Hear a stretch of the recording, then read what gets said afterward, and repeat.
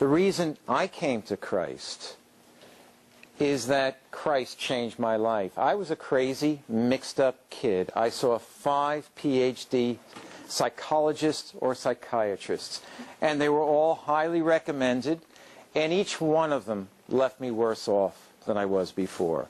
I have been following Christ now for 31 years, and it's only been getting better. And the more I study the Word, and also the Old Testament too, the more I study that, the more I see such wonders in wisdom and understanding. Wisdom that can only come from a divine source. You know that does somebody have questions? Because you're probably getting bored just listening to the two of us.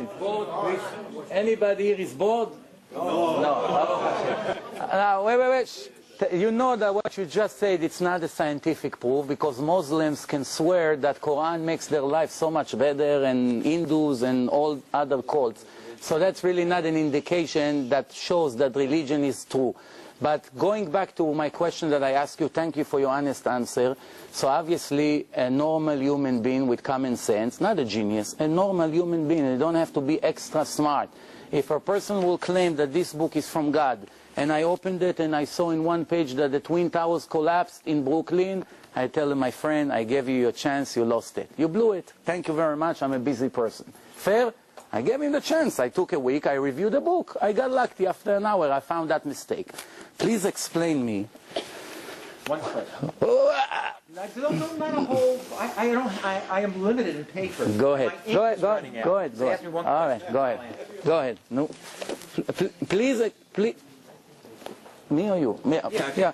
No. Yeah. I mean. Yeah. Please explain me. How does it say in the New Testament that the cave of Abraham, Isaac, and Jacob is in the city of Nablus, when every person in the world that knows a little bit Israel and knew Israel for the past generations know that the cave of Abraham, Isaac, and Jacob is in the city of Hebron? How can it be such mistake in a divine book? God, yes, here you go, here you go. Where is It says like this. In the New Testament, where is it at, so I can find it? It says here, it says Jacob was very... Where in the New Testament, though? I don't have, in this particular time, I don't have the... Go on to your wait. Question, then, because I can't answer a question where I can't find the reference. No, and most of the places that I caught him, I wrote the sources. And this particular one, I don't have the source, but I will prove you that it exists. I mean, we read it. Okay. Also, well, well, now it's too late to get it, but I'll get it to you maybe even today. We'll see. But, no, well, maybe I'll email it to you. Okay. All right, but let's agree one thing. If I'm going to prove to you that the New Testament says that the cave where Jacob was buried, even though the Torah says that it's in Hebron, it's in the city of Nablus, is the argument over, or you continue to come up with new opinions and new arguments based on what you said before? I complimented you before, Yosef, because you were asking substantive questions. Yes. What this question is not as rich and as substantive as some of the others that you were asking. I really don't know what to say about that, and until you find a reference from me, I really don't know how to answer you. Okay, but I'm repeating my question. If I will find you the source and show you where it is, I have it in my house. It's just a matter of an hour. You'll have it in an email when I get home. When I get you the source and show you... Do you have the New Testament? Sure. Well, maybe I have a help here from a good friend of mine sitting somewhere here. He will help us to find the source. I told you before we started, and I am sure you believe me, that before I say something, I check myself at least 5 times. You have to check yourself twice, but I check myself at least 5 times. So it's only a matter... Shh, no, please, concentrate on what we have here. This is the stage right here. So please, if I'm repeating my question to you, because it's a matter of moments or matter of hours. If I show you that the New Testament, which you claim God gave it, and have such a geographical mistake, that it's obviously impossible that God doesn't know where the New Testament, when the cave is. Is this the end of the argument, or we're going to have to continue to prove? That's my question to you. At first I said I wasn't going to ask you, but you make such a persuasive case for an answer. I will try to answer. Now, it's probably not going to be the type of answer you like, but I don't know if I can satisfy you on this. But the reason that we believe in something or we don't believe in something, it usually doesn't hinge on a simple little word or a simple little fact. If I find so many reasons to believe in the New Testament, if I believe in the miracles, if I believe, and I think a much more meaningful thing to pursue would be the prophecies of Jesus, about the many prophecies that show that Jesus would actually, or the Messiah would die for the sins of the people. In Isaiah 53 talks about all we like sheep have gone astray, but God laid upon him the sins of us all.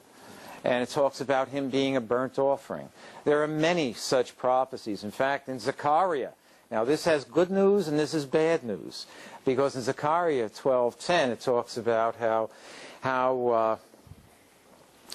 God is going to pour upon Israel in the end a spirit of grace and a spirit of supplication where they will call out to God.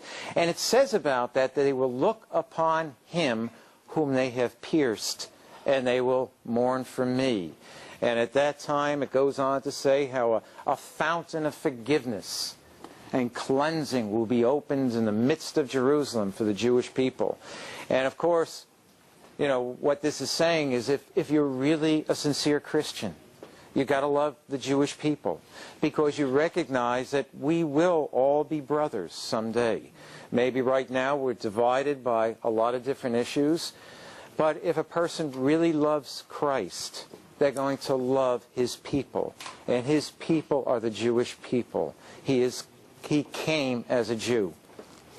And so a Christian has to recognize that. All the apostles were Jewish. And so what I'm saying is that there are many reasons why I believe in the Christian faith. There are many prophecies I can point to that Jesus fulfilled. There are many, many miracles that he performed that are attested to not only in the New Testament, but extra-biblical sources also. There are all the wisdom I talked about. And another, I think, very, very fruitful area for us to explore is the consistency between the Old Testament and the New Testament. Because you're not going to like me for this if I say it, so brace yourself, put on your proverbial seatbelts. But I would argue, if we ever continue this again, that the New Testament is more consistent with the Tanakh than the rabbinic understanding, or as Yosef says, the Talmud. I think the Talmud has gone far astray. And I think the New Testament is much more faithful to the Old Testament revelation. So what I'm saying, I'm going to get back to your question. What I'm saying is, Yosef says, what if this one word was a problem? And I have to weigh that one word, that one problem, and it is a problem for me. I think I gave you more than 30 different problems, not one word. I mean, I asked you about one word, but I asked you about 25 mistakes in a descendant. But I think I answered that, didn't I? No, you said I said they're two separate genealogies. How can it be for one person two separate genealogies? People have a mother and they have a father, don't they? No, but I already answered that.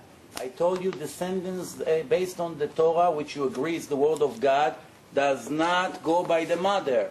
Well, it may suit your purpose, but it's not proper. But this situation is unusual because here you have a genealogy from a father who is not the biological father. So to cover all bases, perhaps that is the rationale. And I don't know the rationale because the New Testament doesn't give the rationale for giving two genealogies. But perhaps that is the rationale to cover all bases. That biologically, he's a child of David, he's a descendant of David, and also through adoption, he's the son of David. Well, adoption, you know that if I'm a Kohen, which means a high priest in the Holy Temple, and I adopt a son, and that's my only son, he cannot be a Kohen. And based on your argument,